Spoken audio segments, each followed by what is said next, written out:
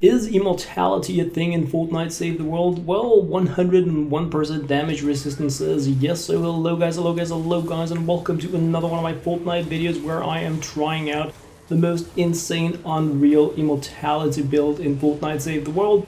This is like a completely different twist to playing the game, where normally when I'm playing these group missions, I'm doing it like what you see here, standing behind some kind of a trap tunnel, dealing with some smashers. Every once in a while I may go into melee up against a mini boss, and that's like one way to play it, and it's super fun. I absolutely love this way of playing the game. But 101% damage resistance, well, I'm gonna be going through that in this video.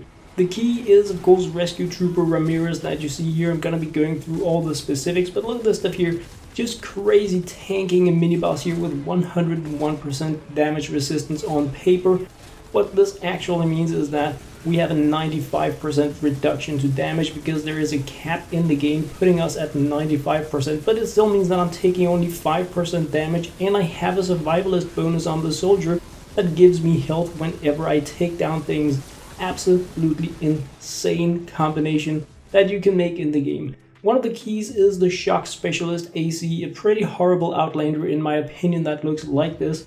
I took him out of my collection book really just to try this out, to make this video and try to play with this build, and it's definitely not the last time. But this year, Shock Phase, the tactical squad bonus, gives you a 40% damage resistance for 6 seconds, only 6 seconds after using shockwave.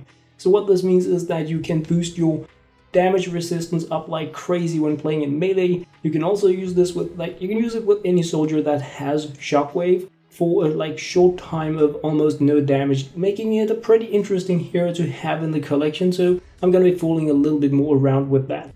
The other thing is that you want a Rescue Trooper, and you want something that has armored for the support slot. That is 14% for having armored. That is 14% damage resistance, less damage you will be taking, just for having that in your support squad. So it will remove whatever you have there that will be dealing more damage to give you higher survivability. I'm using the Rescue Trooper Ramirez here because she comes with not just the survivalist perk, but also with 24% damage resistance. So just here with these two options, we have crazy 38% damage resistance, meaning that we're going to be taking 38% less damage every time something damages us. On top of that, we're going to be taking a melee weapon, because look at that, 23% damage resistance on top of it when you're holding and using the weapon. Damage resistance is a melee perk only, based on how the game is right now, and it is something I can actually select for my Founders Blazing Masamune that I'm still working on. Without having the weapon equipped, you can see here 38% damage resistance, and when I slot in the right weapon and hold it with my mouse wheel or by using the button, I may see a change in the damage resistance. It appears to be a little bit bugged. It doesn't always reflect really on the stats when you are changing weapon, when you're using them, when you're doing the shockwave. So I included some gameplay here in this video for you guys to see how the numbers don't always add up, even though they should. But now I have my Obsidian Scythe, and it's changing to 61% damage resistance. So this is what I have when I'm not using the shockwave, when I'm not getting the limited time effect. 61% damage resistance, which is still crazy. It is more than, we're taking less than half damage just by having this option. So it gives us a lot of more survivability, but of course we will be dealing less damage with our abilities compared to if I was having something such as Shuriken Master Sarah in my support.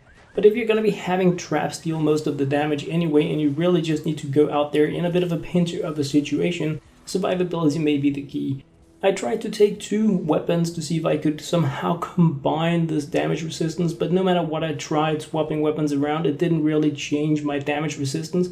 Even when I changed to a sword that didn't have damage resistance, the stats didn't change. So like I said, there is something a little bit buggy about how the damage resistance updates in the game user interface, but I'm pretty sure it works as it should, because, it's Epic Games, so why wouldn't it? Yeah, exactly. Probably not bugged in any way. No. Why would it be that in one of their games? So anyway guys, that is the core of it. You can see here using shockwave, going in to check out my stats, and it doesn't update here as well. But what I found was that whenever I did this in an actual battle, it did update, it did reflect, but when I was doing it when I wasn't in battle, nothing happened. So it may really be related to whether or not you actually hit an enemy with your shockwave, even though it doesn't say anything about that. So, wow, crazy. Like, the stats on this is unreal. As you can see here, it only says 38%, even though I'm holding my scythe. So once again, a bit of an example of how the UI sometimes bugs, but the survivability is unreal. It is crazy.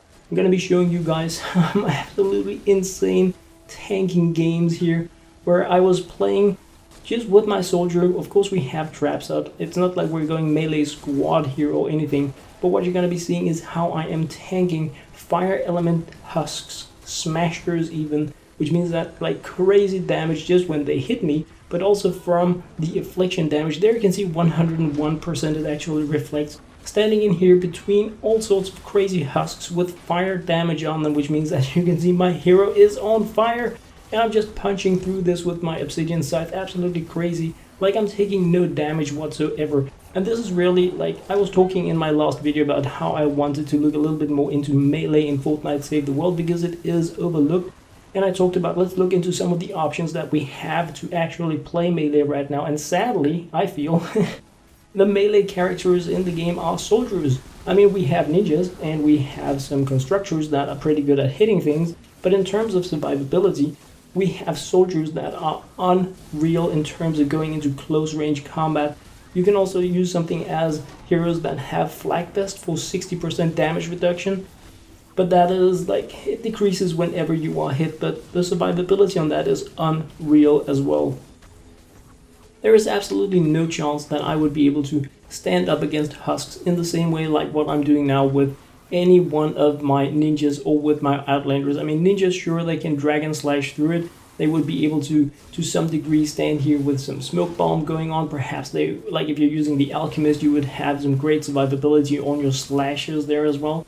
You could also choose to replace the shock specialist with your alchemist to get damage each time you hit.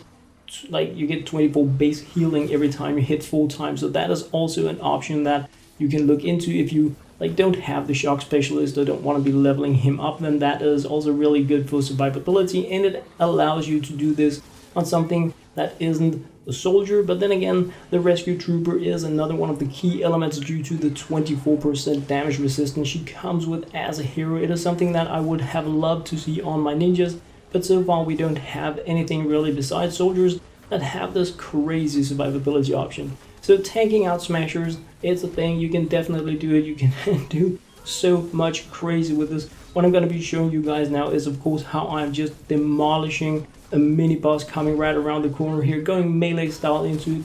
Of course, I'm taking damage due to the cap. Like I mentioned before, we have like 95% is the max. But look at this stuff here. Blasters just going crazy. I am standing in the middle of the battlefield. We have several blasters shooting at me. I'm afflicted by fire damage. We have lavas shooting down from the air and all that. I'm just punching through it, just damaging through it. And as you can see, I'm also healing up when I'm taking out opponents due to the survivalist perk. This combination is absolutely unreal. So it really opens up for the question. Yes, it does. What do you guys think? What do you guys like feel about melee in Fortnite Save the World? I have been trying to say a little bit about it. Do you have any really cool options that I have overlooked, that you feel are overlooked in the game, that can really be used to enjoy melee in Fortnite Save the World? Put it down there. I would absolutely love to look into more crazy hero combinations. Do you know like special weapons with cute perks that can be used to really just have the craziest, absolutely amazing type of melee fun? Because I want to do that. Oh yes, I do. Of course, I want to be using my teddy towers, I want to be using my hover turrets, all that kind of stuff, because that is fun as well. But right now, focus is a little bit on melee, so put it down there if you have cool thoughts, comments, amazing suggestions for what I can try out in Fortnite Save the World and share with the rest of you out there interested in a little bit of melee action. So guys, that was pretty much what I had to share in this video. Thank you very much for watching. Gonna be like sharing the draw for the crazy mass moon swords right around the corner, and I have been approved as a content creator by Epic Games. So if you guys want to be supporting me in there, my Epic creator tag is LokeHansen, just as I'm called in game. Thank you very much and very much for watching.